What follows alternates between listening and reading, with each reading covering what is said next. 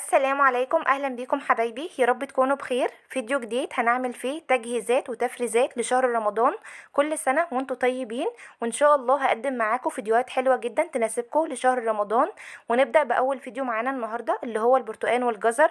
هنعمل منه افكار حلوة جدا، بس نتابع الفيديو للآخر. ويا ريت لو الفيديو عجبكم ولو استفدتوا ولو بمعلومة بسيطة اتمنى اللايك للفيديو والاشتراك في القناة، طبعا تنوروني. نبدأ ونسمي الله ونرتب خطواتنا، ونبدأ بأول وصفة معانا النهاردة اللي هي مربى الجزر. هقولك ازاي تعملي مربى جزر احلى كتير من اي مربى انت بتشتريها من بره، وكمان بطريقة سهلة وبسيطة، وازاي تقدري تحتفظي بيها اطول فترة ممكنة. هنحتاج اول حاجة كيلو من الجزر او الكمية زي ما انت عايزة. كمان الحجم بتاع الجزر بيرجع ليكي كبير او صغير، بس عامة الجزر دلوقتي متوفر في السوق بطعم وريحة وتسكيرة حلوين جدا، فاشتغلي بالحجم اللي يناسبك، بس يفضل الكبير لان بيكون سهل في البشر بتاعه. بعد كده بنجيب الجزر وبنغسله كويس، وبعدين بنبدأ ان احنا نجرده بالسكينة، وبلاش ان انت تقشريه علشان ما تهدريش منه كتير. وبنقطع الحتة الخضراء اللي بتكون موجودة تحت دي. وبعد ما هنخلص كل الكمية هناخد الجزر ونرجع ان احنا نغسله تاني كويس جدا. هنحضر بقى المبشرة وصينية، ونبدأ ان احنا نبشر الجزر. انا هبشرها على الجنب الواسع، او ممكن تبشريها على الجنب الضيق زي ما انت حابة. وممكن كمان نقطع الجزر لحتت صغيرة ونحطهم في الكبة ونفرمهم ناعم، هيدونا نفس النتيجة بالظبط. وبعد ما خلصت كل بشر الجزر نشوف بقى المكون اللي احنا هنضيفه عليها، واللي ما ينفعش ان احنا نستغنى عنه، اللي هيدي لمربى الجزر طعم وريحة من الاخر. هنحتاج لكيلو الجزر برتقانتين اتنين نغسلهم كويس جدا، ونبدأ ان احنا نبشرهم. بس وانت بتبشري البرتقان بناخد القشرة الصفراء الخفيفة اللي فوق دي، وبلاش ان انت تاخدي الحتة البيضة اللي تحت علشان ما تمررش معاكي المربى. يعني هنحتاج كده لكيلو الجزر حوالي معلقتين اتنين كبار من بشر البرتقان. والبرتقان ده مش هنرميه، هقولك دلوقتي هنعمل بيه ايه، هندخله في وصفة تانية.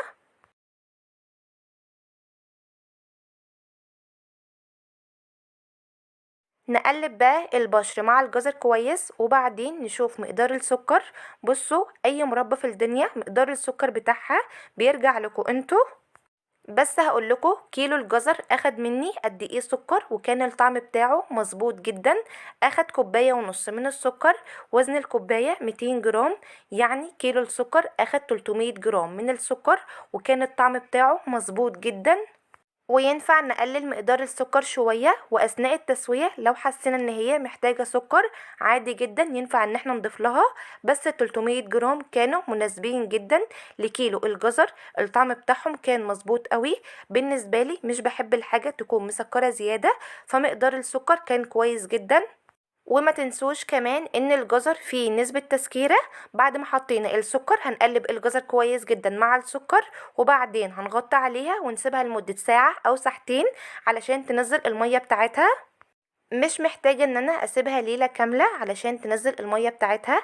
انا سبتها بالظبط ساعة واحدة بس، وكانت نزلت كل المية اللي فيها. شايفين المية اللي فيها عاملة ازاي؟ المية دي بقى هي اللي هتسوي معانا مربى الجزر. هناخد بقى المربى ونفضيها في حلة، وبعد كده نشوف التسوية بتاعتها المظبوطة.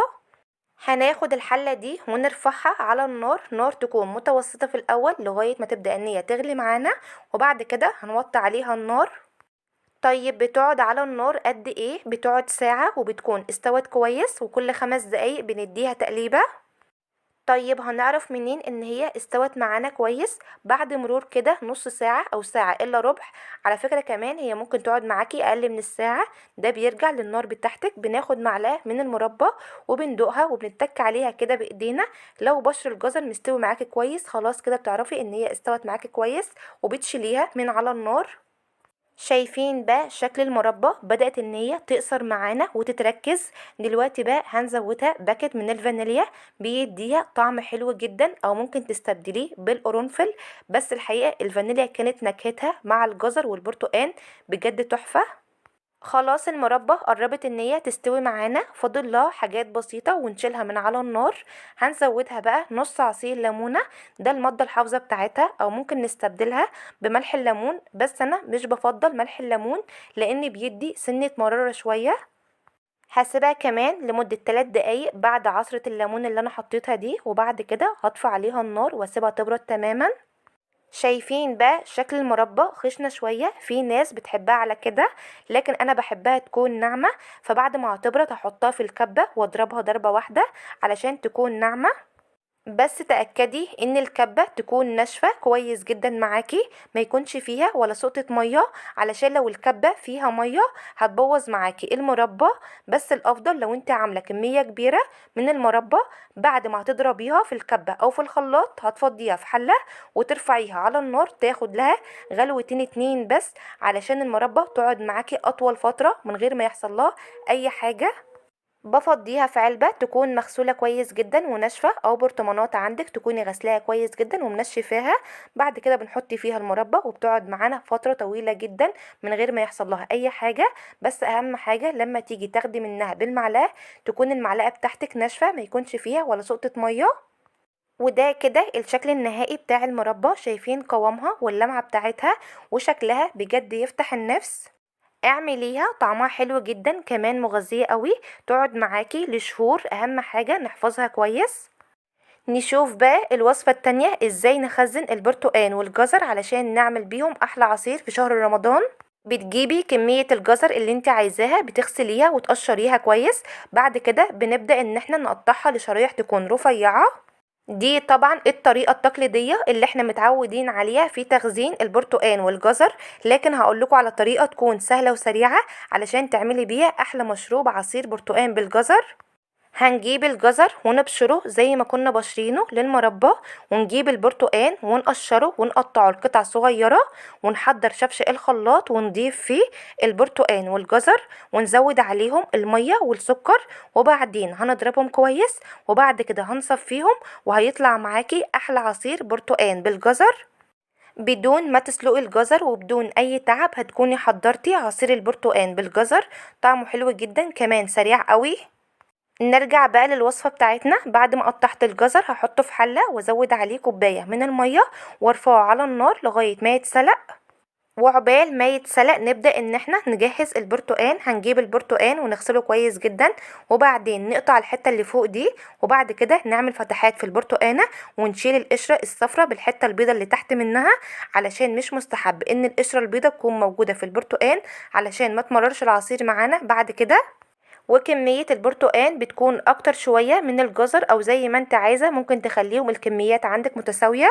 وبعد ما هنقشر البرتقان نحاول لو فيه اي حتة بيضة نشيلها علشان ما تخليش العصير مر معانا. والبرتقان اللي كنا بشرينه للمربى هنقشره وندخله في الوصفة دي، هنقطعه مع البرتقان. وقشر البرتقان ده كنز والله، هقولكوا تعملوا بيه وصفة هتوفر عليكم كتير جدا. هنشيل بس القشر بتاع البرتقان ده على جنب شوية عقبال ما نكمل بقية الوصفة، وبعدين هقولكوا هنعمل بيه ايه. ونبدأ بقى نقطع البرتقال لشرايح او التقطيعة زي ما انت حابة. ونجهز بقى اطباق فويل او اكياس علشان نحط فيها البرتقان والجزر. هنرص بقى البرتقان في قلب الطبق جنب بعضه، وبعدين هنحط الجزر بعد ما اتسلق معانا سليق كامل. وبعد ما الجزر اتسلق ما سبتهوش لما يبرد، انا حطيته في الطبق وبعدين هسيبه لما يبرد براحته، وبعد كده هقفله فويل وبعدين هدخله الفريزر يقعد معاكي سنة كاملة. وقت ما تحتاجي تعملي عصير برتقان بالجزر هتطلعي الطبق او الكيس لو عاملاه في اكياس وتسيبيه لما يفك شوية، وبعد كده هتحطيه في شفش الخلاط وتزودي عليه المية او التلج وتزودي السكر وتضربيه، وفي 3 دقايق بالظبط هتكوني عملتي احلى عصير برتقان بالجزر. طعمه حلو جدا، فوائده لا تعد ولا تحصى. البرتقان والجزر فوائدهم كتير جدا. نيجي بقى للوصفة التالتة اللي هي قشر البرتقان. هنبدأ ان احنا نقطعه لشرايح تكون رفيعة شوية، وبعدين هنحطه في صينية ونطلعه في الهواء لمدة يومين 3. بما اني معفيش شمس الايام دي فهنسيبه في الهواء كده يومين 3 لغاية ما ينشف معانا. اهم حاجه تسيبيه ينشف كويس لغايه ما تيجي تكسري القشر تلاقيه بيتكسر معاكي.